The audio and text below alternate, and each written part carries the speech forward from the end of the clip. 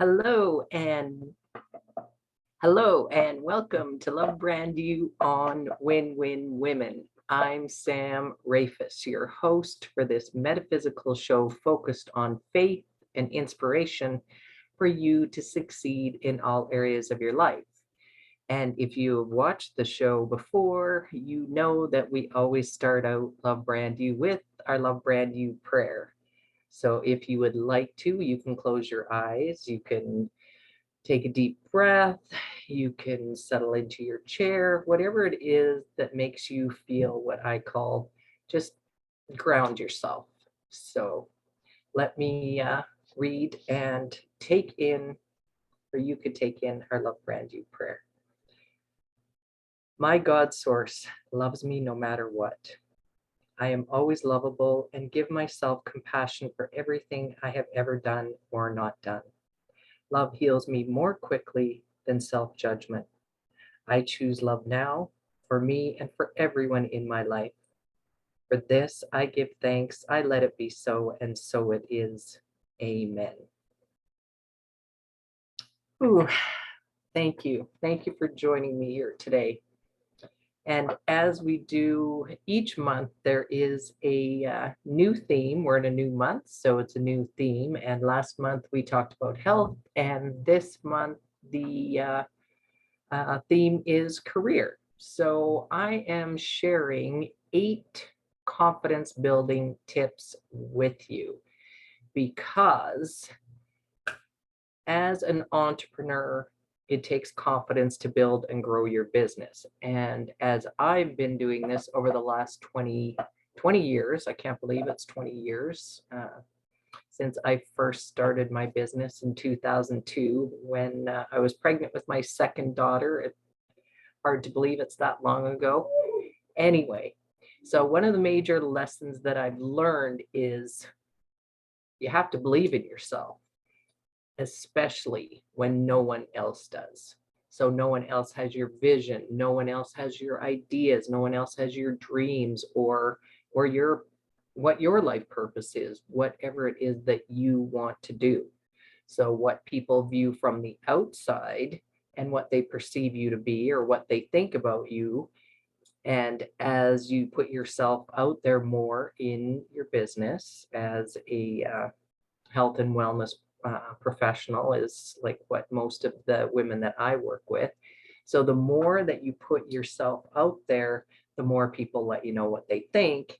And I always say to my clients, not everyone will love you. And once you realize that, it makes it easier to just focus on who really does like what you're serving or selling, so to speak.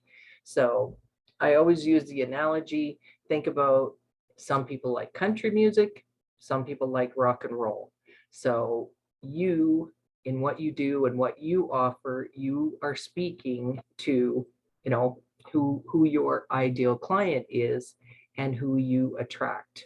So when I'm talking about Love Brand You, that's what I'm saying. When you have the confidence to believe in yourself and love yourself, that's how you attract the people that are right for you and your business.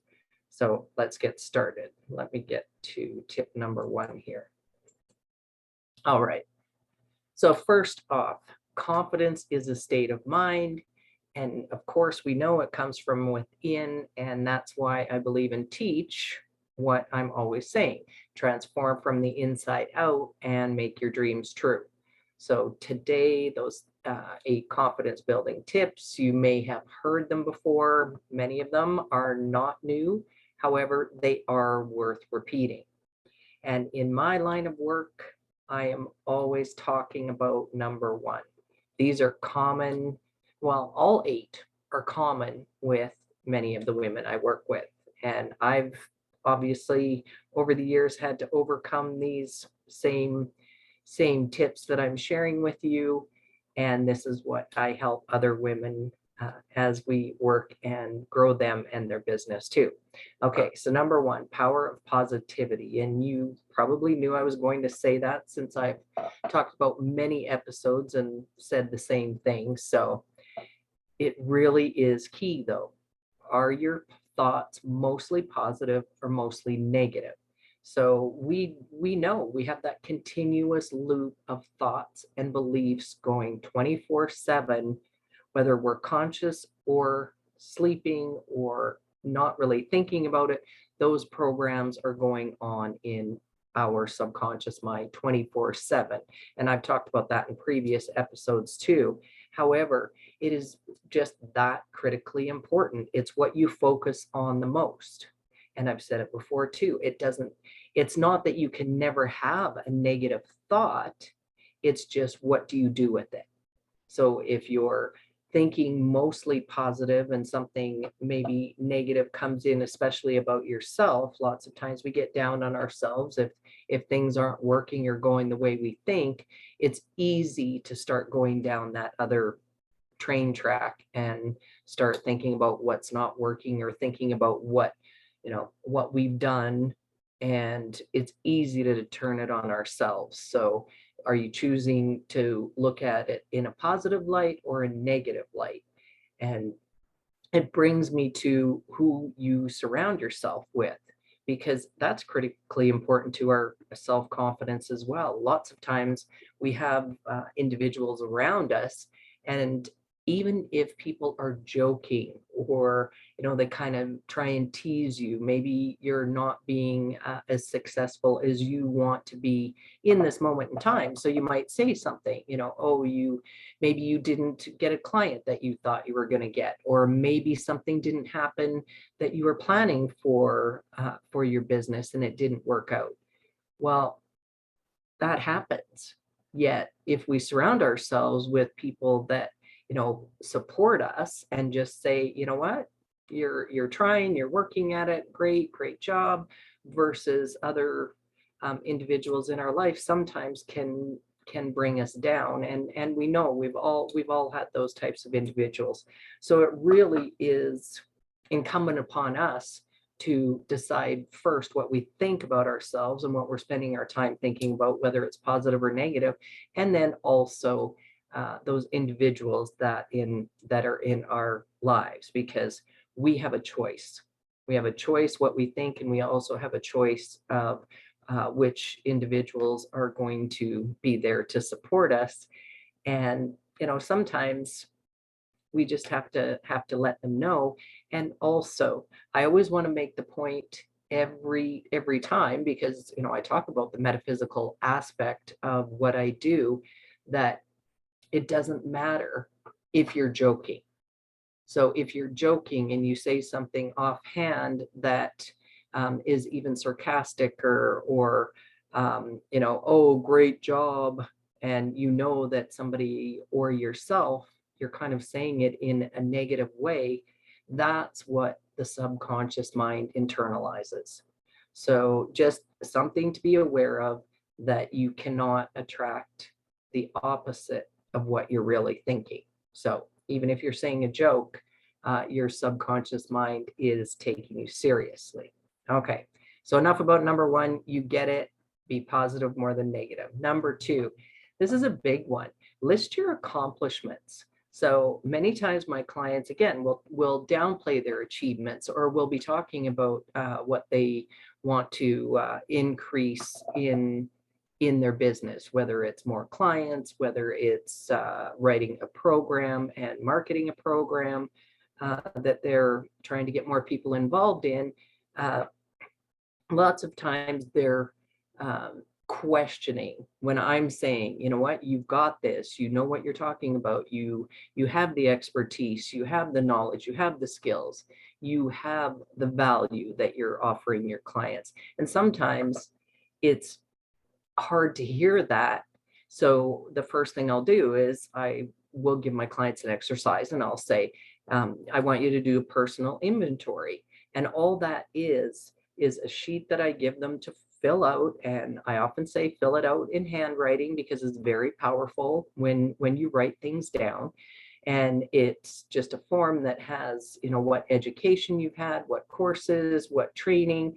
I have people write down their experience. We all come from a vast amount of experience, especially women of our age, which a lot of my clients are women that, let's just say, are 40 and over, and we have a vast array of experience. So I get women to list everything on that sheet, and then we add it up, and it just adds up the time you've spent, the qualifications, or uh, the degrees, the diplomas, the PhD, the doctorates, whatever it is that you've done. And I'm not saying that everybody needs a master's or a PhD.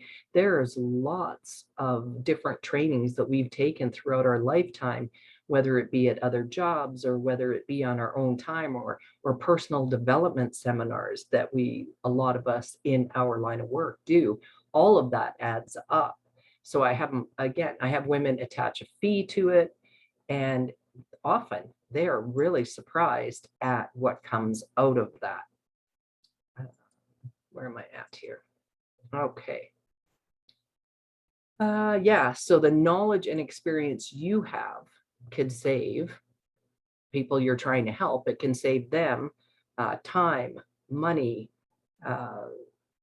There's so much in your expertise. If you're helping your ideal client, there's so much that you can offer that can help them. So that exercise is really powerful for listing accomplishments. So number 3, trust your intuition. And this is a big one, because in business, we often, well, let's take that back to the beginning. Trust your intuition. Really, that's your gut feeling. That's that sixth sense. And we often think it. And then in business, we go, you know what? Well, logically, though, I should be doing this. So we often override our gut feeling with our logic. And I did it too. I did it too. I had powerful intuition, but when I was starting to build my business, and I would either be working on it with myself or check with someone else and get somebody else's opinion, oftentimes what seemed logical is what I would do, and then it wouldn't always work the way I wanted it to work. And then I came across a book, I don't know how many years ago, The 7 Spiritual Laws of Success by Deepak Chopra. And that little booklet, it's just a little pocket guide that I used to keep with me, and I would read it. And it really did have a big aha moment for me one day when I was reading it, and it just kind of clicked when it reminded me about that, trusting your intuition. And I just want to read a little bit of it here for you.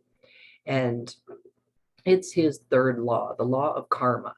So Deepak says, put your attention on your heart and ask your heart what to do. Then pay attention how you feel.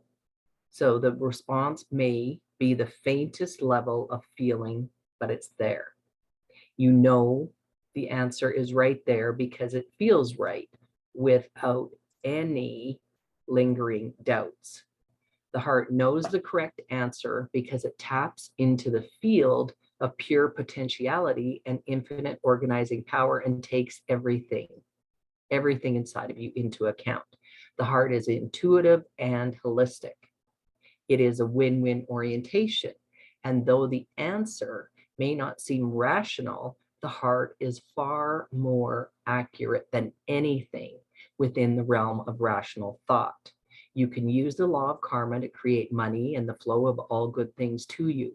But first, become aware of the choices that you are making in every moment. The more you become aware of your choices, the more you will make choices that are more spontaneously correct, both for you and those around you. And I can tell you, once I read that and internalized it, it was like that. Aha. I was right all along, and I discounted my feelings because I went with the logical choices. And once I started trusting more of that intuition, and again, over the years of, practicing meditation and trusting my intuition and going with it, and not worrying so much about the big leap, of what I was trying to accomplish, but realizing that, okay, if I trust in this moment, and you've heard it, the power is in the moment, the power is in now, and trust now, and the next step you'll be led to. And I just really encourage you to try it. Tap into your intuition, start trusting it. It's like anything else. It's like building a muscle. It's like getting more cardio and really, getting your heart pumping, or anything that we're trying to do within our life. It just, you have to do it and keep trusting and practicing. So on to number 4. You've heard it before too, but again, embrace your fears. So nothing builds your confidence quicker than doing something that you are afraid to do. And we've all had things over our life. And I think about the first time that I remember being afraid. And we all have those childhood memories. And I was probably, maybe 3 or 4 years old. And I was the small young girl that was a little bit shy, and picture it, I was always holding onto my mom's leg, and I would hide behind my mom, and that's I was comfortable there. And my grandma would always ask me to sing for her, and I never thought much of it because my grandma was at our house a lot, and so one time when she had asked me to, sing This Little Light of Mine in church, I never really thought about it because it just seemed like it would be okay, because my family had asked me to do that. So even though it was a little bit frightening, I just remember doing it, and it wasn't so frightening anymore. So it's the fear of what it's the fear beforehand. It's not necessarily the fear when we do it. So I encourage you to, whatever you are afraid of is usually what you need to do. And especially when it comes to building your confidence and growing your business, it's usually the things that we put off that we know we need to do. So I encourage you to do it. So I've got here, it's the same while being an entrepreneur. There are many fears that we need to get over in building and growing our business. And often our fears go away when we prepare, which I've got for number 5. So be prepared. Whatever it is that you are trying to accomplish, when you have a goal and you work at it, it's more likely that you're going to achieve the goal. So planning, preparation, and achieving those milestones increase your confidence and your chances for success.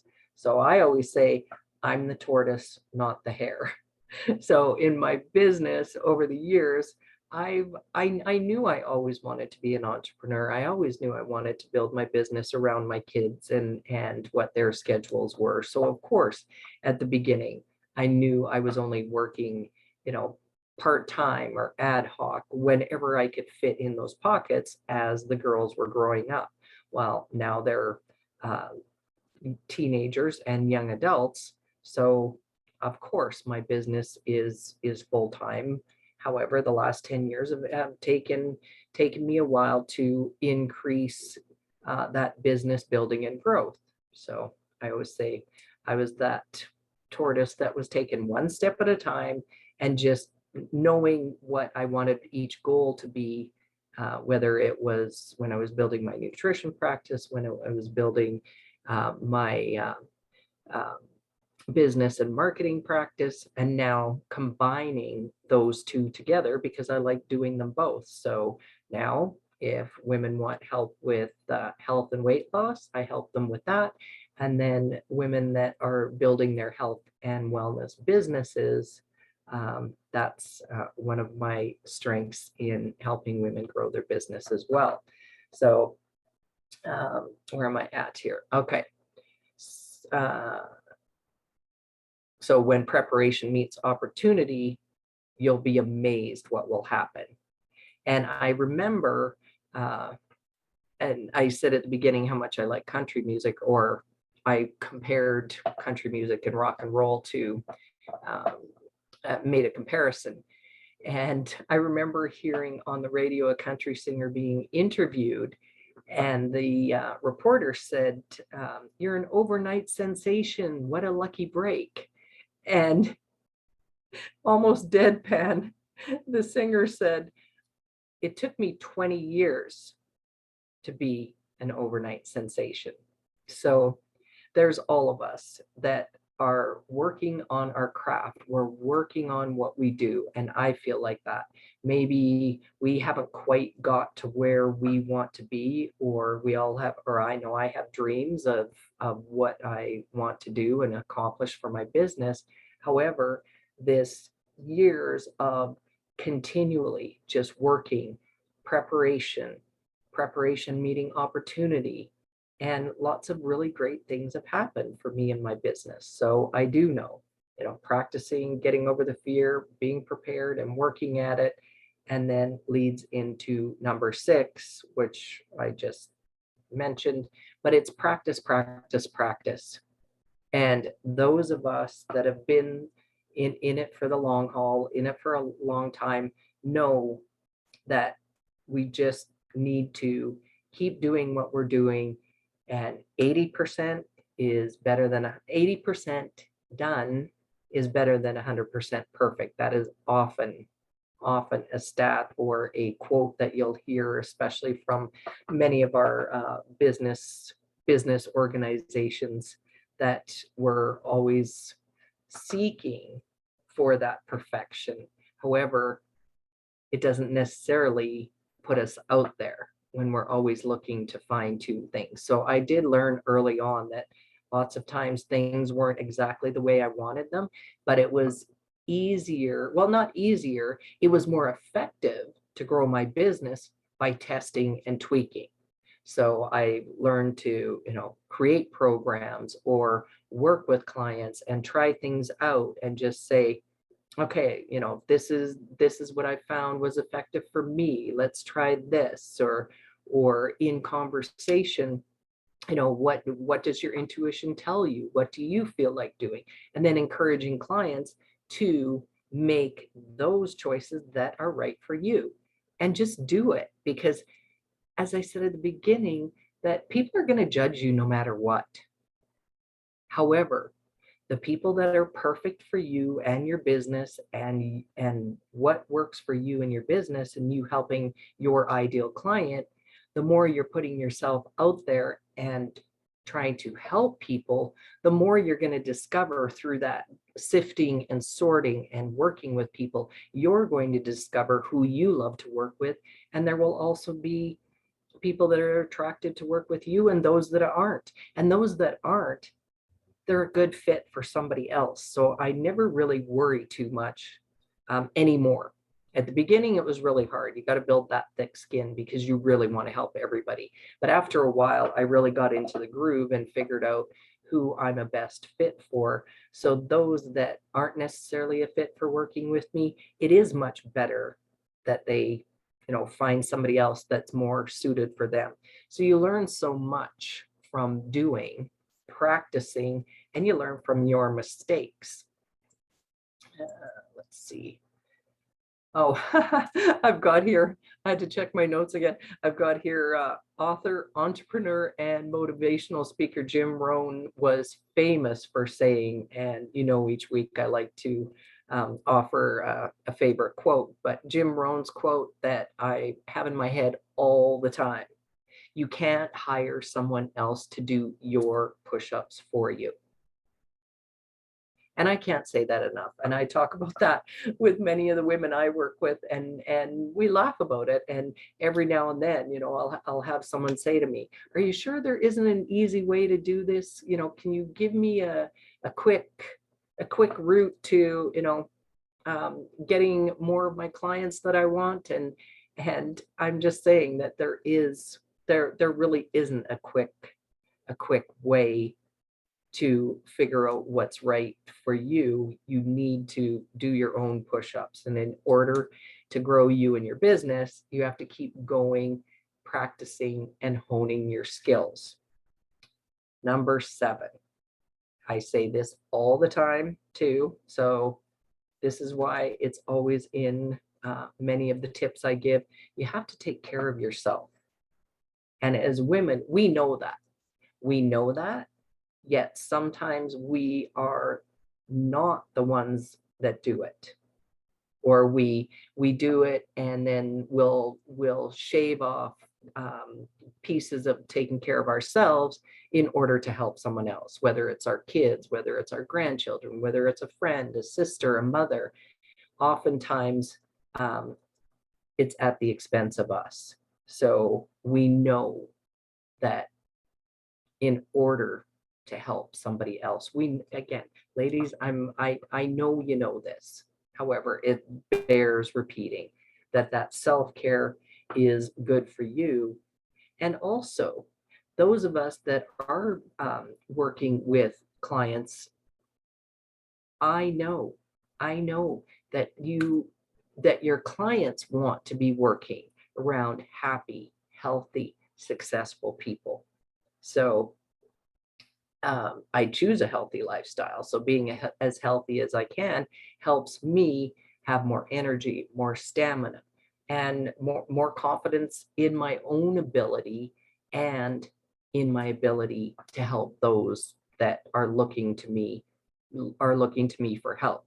So looking after yourself just helps you in juggling all the parts of your life. And what's the saying? When mama's happy, everyone's happy. Anyway, my girls and I used to joke about that, but it's true. And number 8, I'm already at number 8 here. All right. Celebrate along the way. So take those little milestones, and often we focus on the big goal and we think, oh, we'll celebrate when we reach the big goal. However, celebrate along the way. Every time you meet a milestone, or you have a success, or you reach something that you didn't think you could do, or you busted through a fear or a limiting belief, and something magical happened, figure out a way to celebrate that. And it's just so important. So let me see. Number 1, let me just recap. Number 1, power of positivity. Number 2, list your accomplishments. Number 3, trust your intuition. 4, embrace your fears. 5, preparation. Be prepared. Preparation, planning. Number 6, practice, practice, practice. Number 7, take care of yourself. And number 8, celebrate along the way. I invite you to choose one. Choose one of the 8 and focus on it for 30 days. It takes, at least 30 days to build those habits. And oftentimes for habits, it takes longer than that. But I always encourage women, take that 30 days and focus on one each day. So pick one that you think that you could do for 30 days and work on it, and then let me know how it works. I would love to hear from you.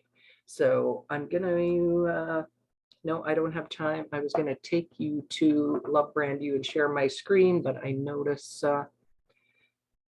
I'm always getting down to the wire. So go to lovebrandyou.com and you can click on contact me and send me a message and let me know how it works out for you. Or you can also click on chat with Sam, and that'll take you through to a half-hour chat with me if you want to talk more about building and growing your business. So here we are. We are at the end of our show, and I always close with a affirmation that is part of the theme. And today, what I really wanted to do this morning when I was doing my morning meditation, I always read the daily from the Book of Meditation and Thoughts for the Day from James Allen. He wrote As a Man Thinketh. So he wrote this Book of Meditations in 1927, or was compiled in 1927. Anyway, the thought for the morning was, it just really spoke to my heart, and I thought it was a great way to end this episode. Okay, so he says, to follow under all circumstances the highest promptings within you, to be always true to the divine self, to always be true to the divine self, to rely upon the inward voice, the inward light, and to pursue your purpose with a fearless and restful heart, believing the future will yield unto you the need of every thought and effort, knowing that the laws of the universe can never fail, and that your own will come back to you with mathematical exactitude. This is the faith and the living of the faith. And I say, and so it is.